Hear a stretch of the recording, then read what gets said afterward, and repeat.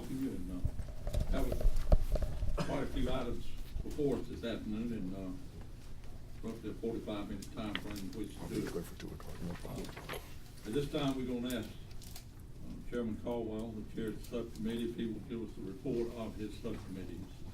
Mr. Chairman, the subcommittee of motor vehicles chaired by me heard House substitute to House Bill 136 when it was recalled back from the Rules Committee. It was passed out of the committee with no amendments to it and passed with a due pass recommendation.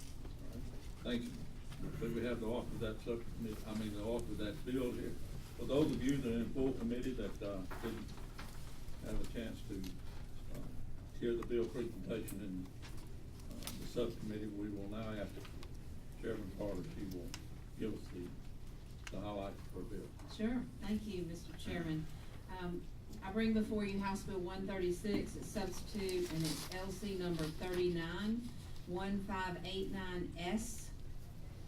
And it's a department bill, a cleanup bill, from a bill we had last year, I believe it was. And these are just a few things maybe that needed to be changed this year from last year's bill. Section 1 allows someone who is renewing a driver's license to keep his or her old card. And the department is going to very clearly mark the card. It'll be physically marked to make it apparent that it is no longer valid. The Section 2, currently blind or visually impaired adults, of course, cannot get a driver's license, but their child can at the age of 14.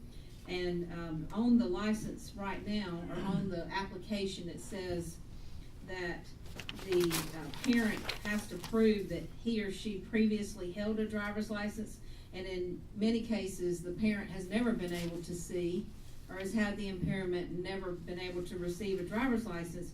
So that's a cleanup regarding that, to where the parent would not have to check that box, I guess, on the application.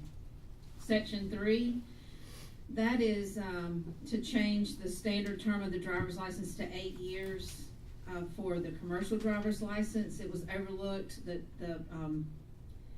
in the previous bill. Section 4, this is about the 2-year statute of limitation, where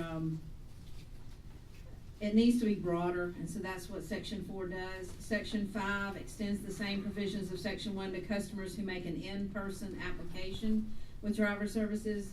Section 6 changes the fee for the 8-year identification to be $32, and Section 7 authorizes the Commissioner of Driver Services to contract with a debt collection agency or an attorney to assist in the collection of delinquent fees owed to the state of Georgia. And that's the bill in its original form.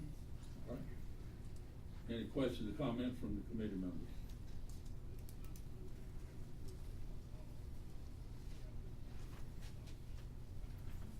Hearing none, we'll assume that everyone's satisfied. This time we'll entertain a course of action on this bill. So move due pass, Mr. Chairman. Have a motion due pass. We'll have a motion to second. All in favor of the motion say aye. Aye. Those opposed? Congratulations. Thank you, Mr. Chairman. Will it just be in the room? Thank you. On a different bill. All right. Now, we had a gentleman that asked that he be allowed to speak. Can you identify yourself? My name is D.A. King, Mr. Chairman. I use my King. initials because my name is Don King. Can you tell me what section of this bill your comment would relate to? Did you just do Senate Bill 136? Mr. Yes, we Chairman? did. I don't hear about it. So you've approved it and passed it? Yes. And now We I didn't ask for any comments from the thing, and I think I told you I'd give you some comment time. Yes, you did. So My apologies. what happens now? I was asking you, what did your comments pertain to what section?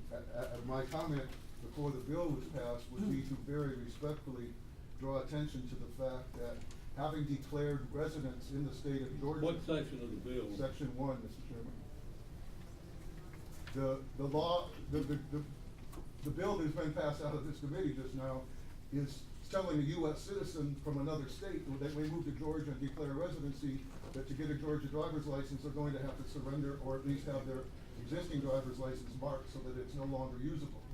But we're at the same time telling a foreign citizen that when they move to the United States, move to Georgia, declare residency, that they get to keep in an unmarked fashion their foreign driver's license, thereby allowing US citizens to only have one, but foreign nationals to have two driver's licenses that are completely usable in the state of Georgia.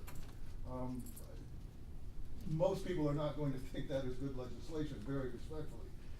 And what I was going to do with my 2 minutes was to try to narrate the handout that I had given. I'm not going to do that, but I want you to know that now we are in a position where you have somebody in this country illegally who has already been through deportation orders, who can now keep his foreign driver's license, whether it's Germany or Mexico.